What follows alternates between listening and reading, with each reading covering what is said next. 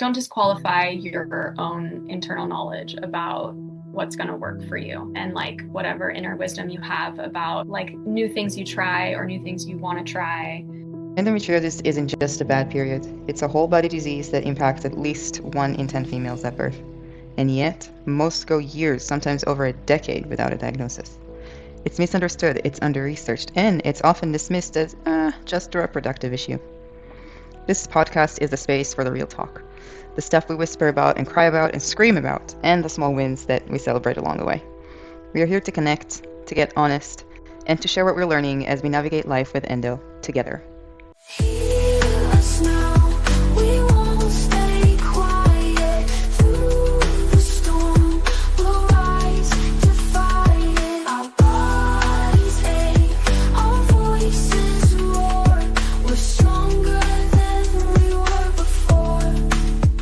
Today we have Kelsey Wilson, a therapist from Orange County, California, who is working with women dealing with women's health issues and conditions, primarily PMDD, but not only.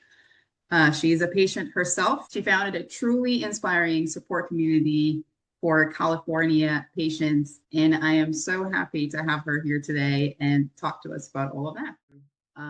So what made you choose this path and become a therapist? Yeah, I'm excited to be here too. So thank you so much. This is really full circle for me. It definitely was a huge driver for me to go back to school and become a therapist for sure.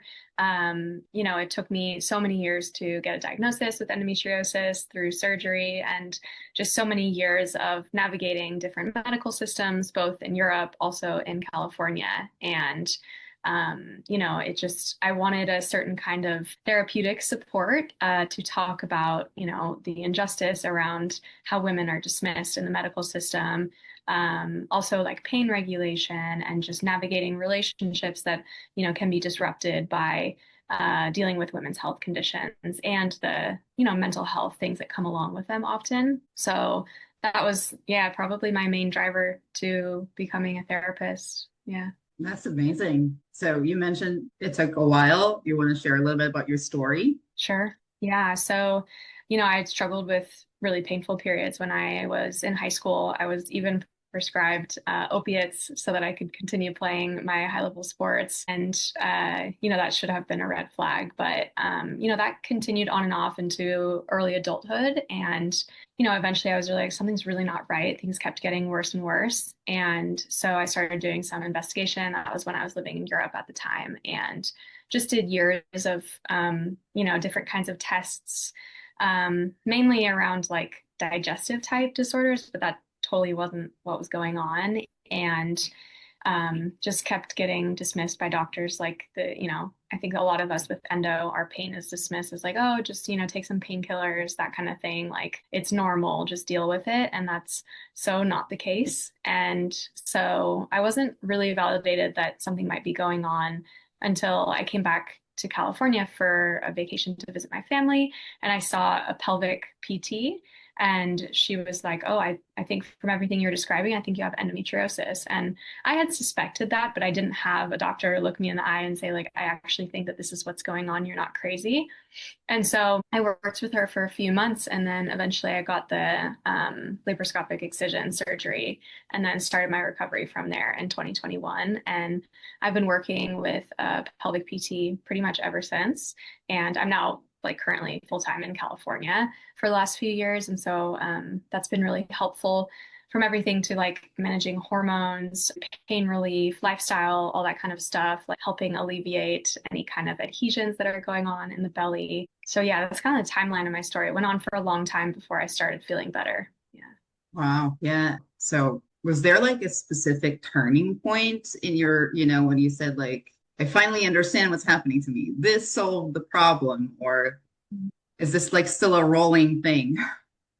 Yeah, unfortunately, it's kind of an ongoing thing, because I also have suspected adenomyosis. And, when you have a hormonal condition, you often deal with things like cysts or fibroids or other things like that. So you just kind of have to like manage those. And endo is essentially an inflammatory condition. So a lot of my lifestyle factors come around like managing inflammation and stress. And making sure that I'm supplementing and diet and relationships and all that good stuff. I think I was telling you, I was diagnosed with PMDD when I had my surgery. I had to do a little questionnaire to talk about what kind of symptoms I was having, like mental health symptoms. And they called me and said, yeah, we're kind of concerned about you. And, I was like, well, obviously my life sucks right now. I'm in pain all the time. Like, this is kind of a natural response to what's going on, and what I'm up against. And so I have been given a PMDD diagnosis, which is, for anyone listening who isn't familiar with PMDD, it's essentially it's very different than PMS, which PMS is something that affects most women, but it's pretty manageable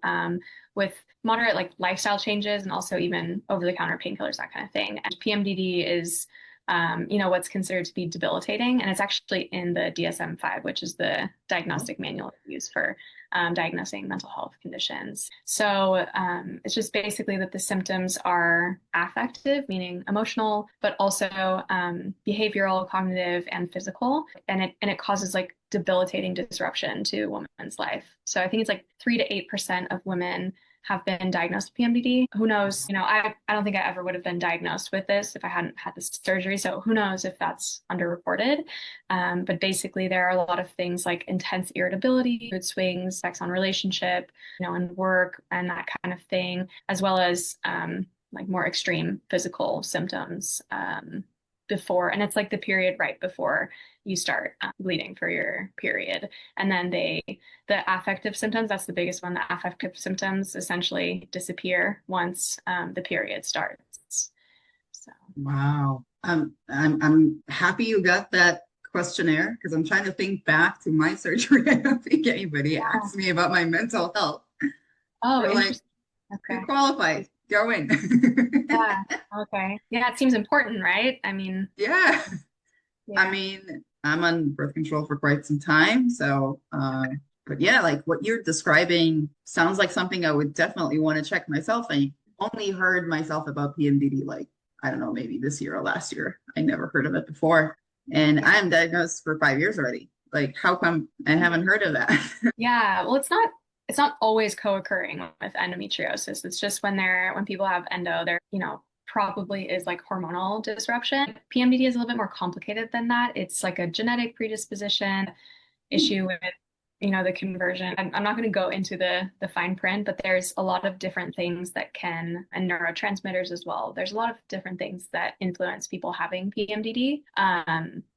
But it is really debilitating. And, if you don't know what's going on for you, it can be pretty isolating. So Yeah.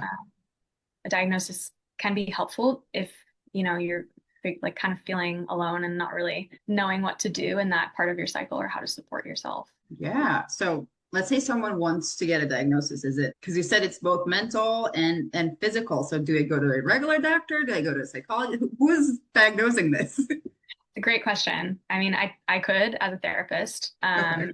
So yeah, therapist, psychiatrist, probably your OBGYN, or if you're going for an excision surgery, they could diagnose you as well. It would be self-reported physical symptoms. So it wouldn't be that I have to check in on that, but that they're reporting certain things. Yeah, who else would give a diagnosis? Those would be probably the main ones. I mean, if you were working with a holistic pelvic PT, they could probably say oh, you probably have PMDD. I don't know if they're actually using the DSM or they're qualified to do that, but they could probably point you in the direction that would get you some help to start feeling a little bit better. Oh, that's great. That's quite a few angles to try. So hopefully whoever is looking for answers can have one of those. I personally, I love pelvic floor PTs. They have saved my life.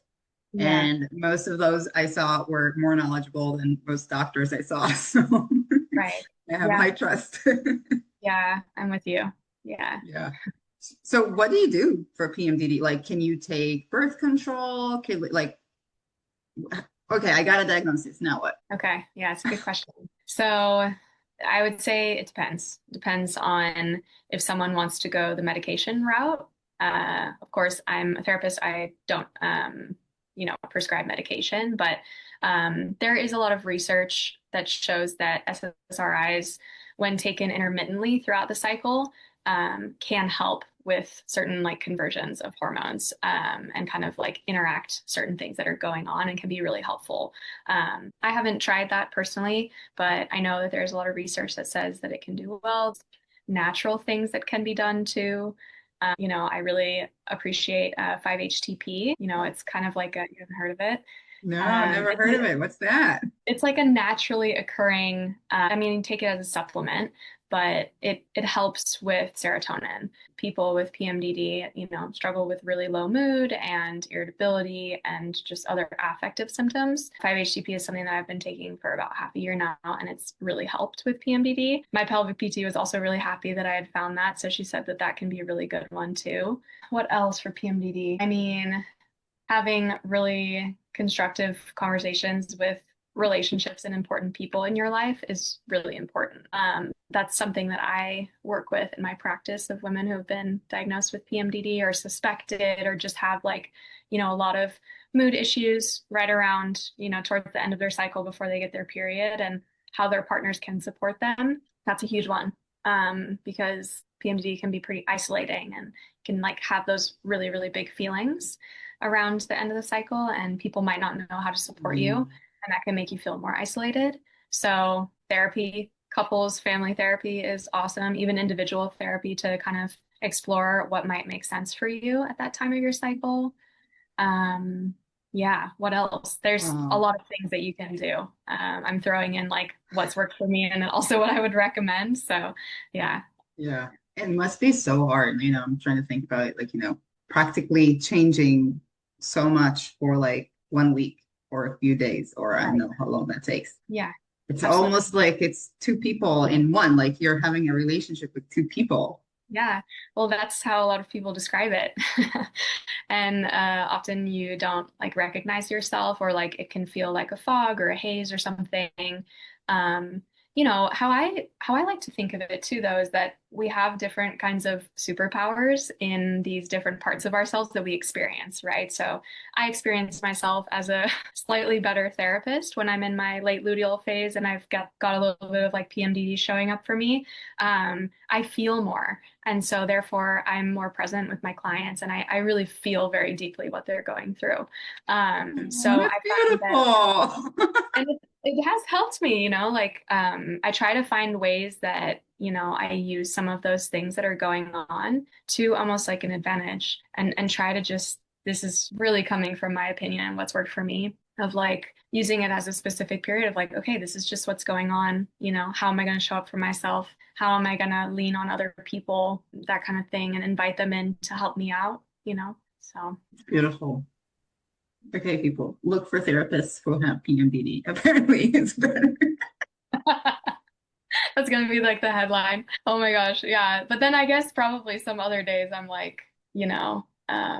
yeah. I think any women that have hormonal conditions like we do, we feel pretty different every day, right? Yes. Yeah. I wonder if do you feel with PMDD, it's more planned? Can you predict it more and prepare for it in advance, or it's also beyond those few days kind of messing things up?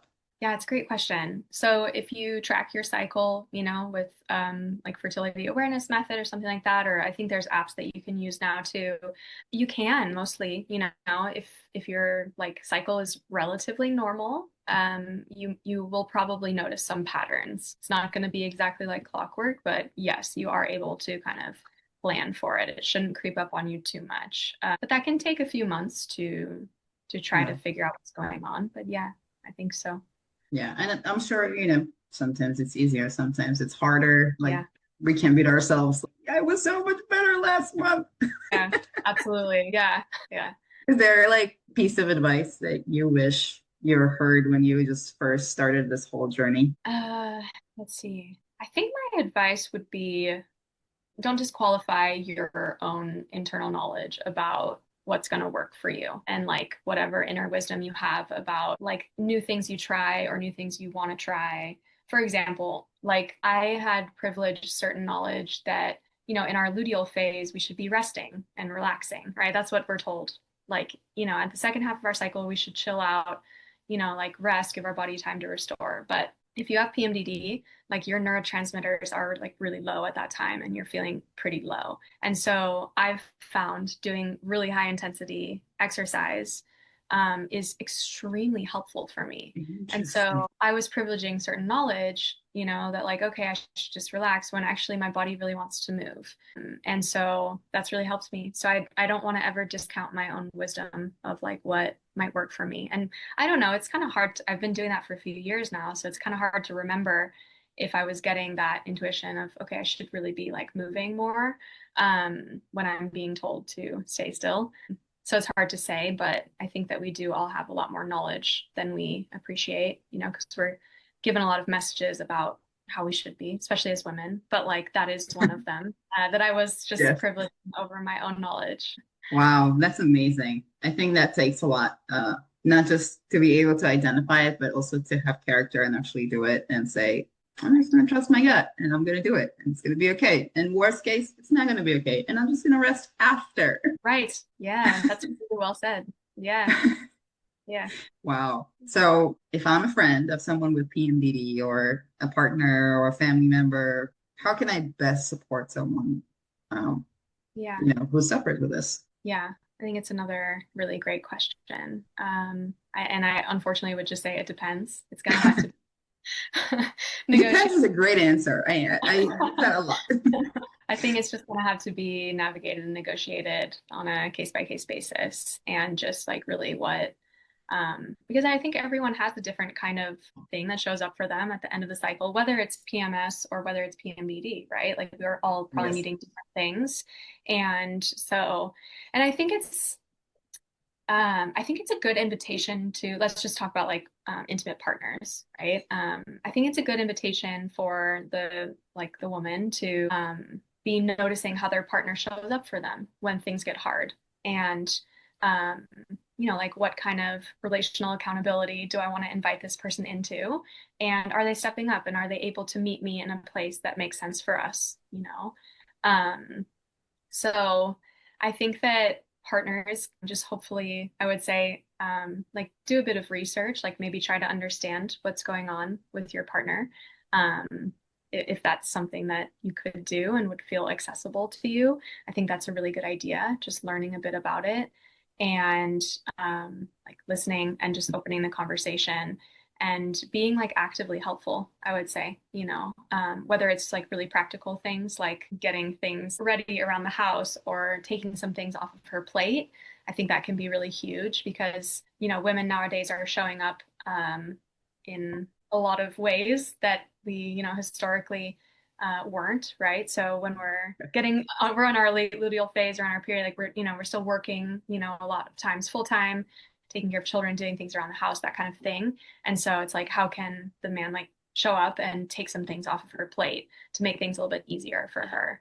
That's what I would suggest. Yeah. What has been helpful for you when you need extra support? Yeah, I think for me, it's um, I'm extra. I mean, I need not just for them to do things, to know what to do so I don't have to ask for it. Like if you Okay. bring me, water, or I see that you go and clean up the room because you know that I hate it and I didn't have to tell you that, amazing. Yeah. Amazing. Yeah. Yeah. Yeah. I agree. Yeah. I think it's very interesting. I also feel like I may not have a lot of trust. Like if I don't get it kind of like immediately, I would Yeah. just say, okay, that's not the type of person. But do you see in your work with people that like there's really a change? Because I see a lot of people in the support groups really dealing with difficult family members and spouses, and it's heartbreaking because sometimes I don't know if like the best answer is to say, hey, this person is telling you who they are and just accept it. Or is it the start of like how do you Yeah. see that? I think it's a really good question. Yeah, you're full of, I keep saying that, but I think you're full of really good questions. I mean, I think it's a bit of all of that. Yes, people can show us who they are, right? And so my job as a therapist is to help make visible what's going on, and also like look out into the future of like what do you envision your life like with this partner and like this relationship to be offering you if things stay the same, what if things change, that kind of thing. Like what is this requiring of you to be in this relationship, um, like what is this bringing out in you, are you okay with that, are you enjoying that, yes, no, why, or why not. I do think that people can absolutely change, but I'm not just going to give people the benefit of the doubt, right? You know, if they're talking about, okay, this keeps going on and on and on, you know, we want to see that people are, I said that before, but stepping into relational accountability and like showing, hey, I really want to support this person and show up for them. Um, and if that person is, you know, continuously not showing up for them and they're still staying in the relationship, it's like, okay, like what else is going on here? So it's a little bit nuanced, but yeah, there's quite a bit of what you said can be going on. Yeah, I will take your word for it, and I will try it on some people that I know. Though I will not have your full support because I don't live in California, but I'm so excited for those who do because I know you're having a monthly group that for support. And yeah, why don't you tell us more about this? Yeah, sure. I guess I will kind of go full circle of like where the seed was planted for me to start this group. So after my surgery in May 2021, I was walking on the street. It was probably just a few days after the surgery. I was walking on the street with my former partner to just like get some fresh air. And, you know, I was telling him, I was like so pissed. I was like, this is so messed up that you know, I am this privileged white woman who gets to, you know, have the opportunity to have this surgery, whereas, you know, many women are not going to be able to have the chance or the privilege to get a surgery like this because they just don't have access to this kind of healthcare. And I felt like I had been struggling so much, and there was like finally a light at the end of the tunnel. And so I think the seed was planted for me of like, okay, this is going to be my life's work and my passion and something that I really continue into my life. And now that I'm a therapist, I just, it's really like a no-brainer for me to basically like have a really supportive space for women to process, connect, share resources, talk about what's working for them, what isn't.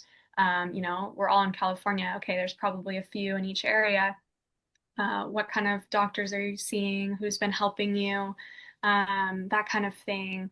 How can we support each other? What are you doing in your relationships that's helpful? What are you doing that's not been helpful? Also, just like, what are you struggling with? How can we support each other? So that's it. Yeah, we meet once a month, second Thursday of every month. So just for people in California, unfortunately, due to legal restrictions of telehealth. But we meet for about an hour, and we had the first one last month, and it was just a really beautiful space to connect, and just really looking forward to it. Yeah, and it's free as well. So yeah, no financial obligation there. That is amazing, really. I'm a little jealous. Yeah. Just a little. I've been to one support group that sounds a little bit like this, and it was such a tremendous experience for me because I really got to connect to people. And I feel like, you know, even though we're like no longer in touch, because this was like, I don't know, 3 years ago, Yeah.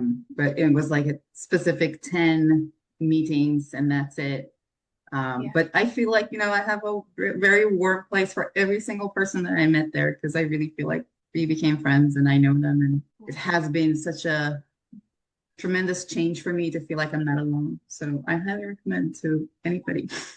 Yeah, absolutely. It is really specific what we go through, right? And it can be pretty isolating, especially if, you know, our close friends groups and our family members are, you know, like healthy individuals where they don't deal with an inflammatory condition or, you know, don't deal with different things every day.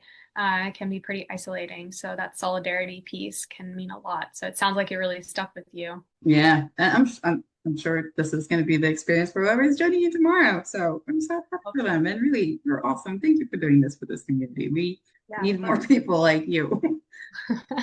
Well, likewise. Yeah, I love what you're doing as well. Thank you. Thank you so much for being here today, Kelsey. Yeah, And of thank you course. for You're very sharing welcome. all of that. Yeah. Yeah. And I want to share one more resource Oh, too yeah. for, Sorry. well, two resources actually. For anyone who's suspecting PMDD, you have IMPD, and it's the International Association for premenstrual disorders, I think it is. And they just have a lot of like free webinars, mindfulness, just like ways you can navigate conversations with doctors if you're suspecting PMDD, a lot of advocacy stuff, and a lot of it is free. So I think that's been a really cool resource. And also research too, if you're a healthcare practitioner. So I use that a lot in my work. And then also if anyone's looking to start cycle tracking or learning about their different phases of their cycle and what they might be able to expect in them, you have Period Power. It's a book by Macy Hill. That is a really good one for anyone just dealing with different moods and different affective stuff going on throughout different phases of your cycle. So. Amazing. I'll make sure that we have both links in the show notes so it's easy to access and everybody could take advantage of it. Thank you again so much. Of course, you're very welcome. Thank you. Pain is a shadow that won't let go. It grips my body and steals my glow. Silence screams behind a smile. Walking this road feels like a trial. The world can't see the war inside. The scars I carry, the tears I've cried. Doctors shrug, they turn away, leaving me to fight another day. Hear us now, we won't stay quiet. Through the storm, we'll rise, defy it. Our bodies ache, our voices roar. We're stronger than we were before.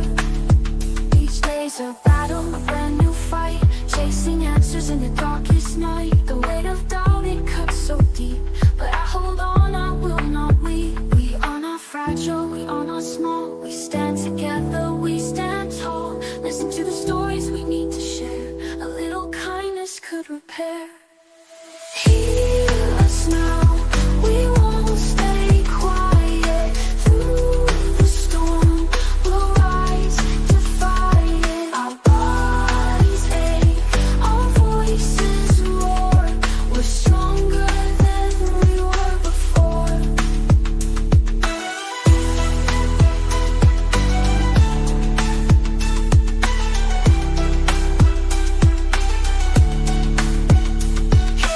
now, we won't stay quiet.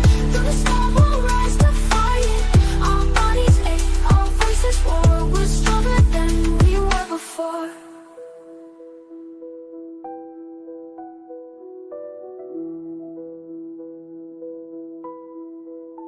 Each day's a battle, a brand new fight. Chasing answers in the darkest night. The weight of doubt, it cuts so deep, but I hold on, I will not weep.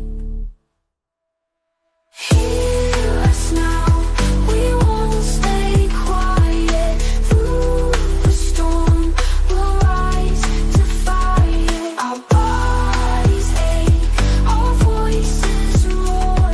We're stronger than we were before.